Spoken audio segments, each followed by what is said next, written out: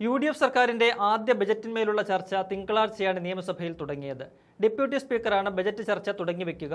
നിലവിലെ deputy speaker Shanimol ഉസ്മാനാണ് തിങ്കളാഴ്ച UDFന്റെ budget ചർച്ചയ്ക്ക് തുടക്കം കുറിച്ചത്.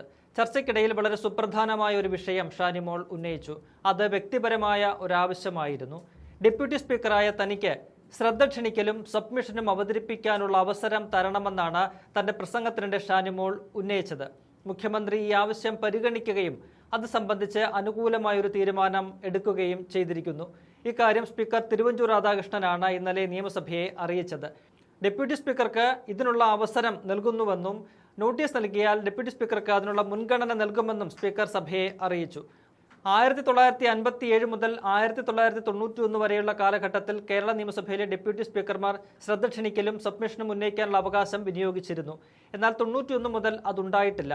ഡെപ്യൂട്ടി സ്പീക്കർമാരുടെ ശമ്പളവും അലവൻസും മന്ത്രിമാരുടേതിന് തുല്യമാക്കിയതിന് ശേഷമാണ് ഈ അവകാശം വിനിയോഗിക്കാതെ വന്നത്.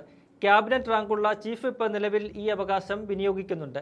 കീഴ്വഴക്കങ്ങളുടെ പേരിൽ തനിക്ക് സബ്മിഷനും ശ്രദ്ധ ക്ഷണിക്കലും അവതരിപ്പിക്കാൻ കഴിയുന്നില്ലെന്നും അത് അനുവദിക്കണമെന്നുമായിരുന്നു ഷാനിമോൾ ആവശ്യപ്പെട്ടത്. തുടർന്ന് 1957 മുതലുള്ള സഭാരേഖകൾ പരിശോധിച്ച ശേഷമാണ് മുഖ്യമന്ത്രി തീരുമാനം കൈക്കൊണ്ടത്. തന്റെ മണ്ഡലത്തിലെ വളരെ പ്രധാനപ്പെട്ട ജനകീയ വിഷയങ്ങൾ സർക്കാരിന്റെ ശ്രദ്ധയിൽ കൊണ്ടുവരാൻ അംഗങ്ങൾക്കുള്ള മാർഗങ്ങളാണ് സബ്മിഷനും ശ്രദ്ധ ക്ഷണിക്കലും. ആ അവസരം നഷ്ടപ്പെടുത്തേണ്ട എന്ന ചിന്തയാണ് ഷാനിമോൾ ഉസ്മാന്റെ ഈ നിലപാടിലൂടെ കാണാൻ കഴിയുന്നത്. തൊഴുകൈകളോടെയാണ് ഡെപ്യൂട്ടി സ്പീക്കർ ഈ തീരുമാനത്തെ സ്വാഗതം ചെയ്തത്. ആ ദൃശ്യങ്ങൾ കാണാം. Order ruling.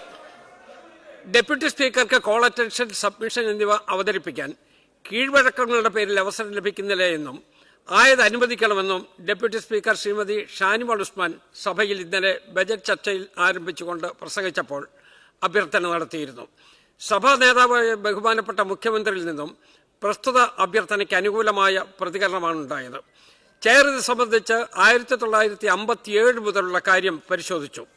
1957 മുതൽ 91 വരെയുള്ള ഡെപ്യൂട്ടി സ്പീക്കർമാരിൽ 1957-59 ഡെപ്യൂട്ടി സ്പീക്കറായിരുന്ന KO ഐഷാബായിയും 1986-87 ഡെപ്യൂട്ടി സ്പീക്കറായിരുന്ന കൊരമ്പയിൽ അഹമ്മദ് ഹാജിയും ഒഴികെയുള്ള താഴെ പറയുന്ന ഡെപ്യൂട്ടി സ്പീക്കർമാർക്ക് സഭയിൽ ശ്രദ്ധ ക്ഷണിക്കൽ, സബ്മിഷൻ എന്നിവ അവതരിപ്പിക്കുന്നതിന് അവസരം ലഭിച്ചിരുന്നു.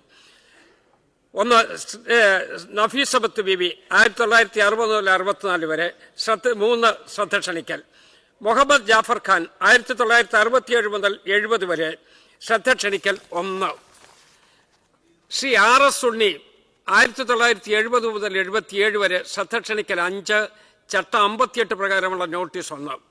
ശ്രീ PK ഗോപാലകൃഷ്ണൻ 1977 മുതൽ 79 വരെ ശ്രദ്ധ ക്ഷണിക്കൽ 1.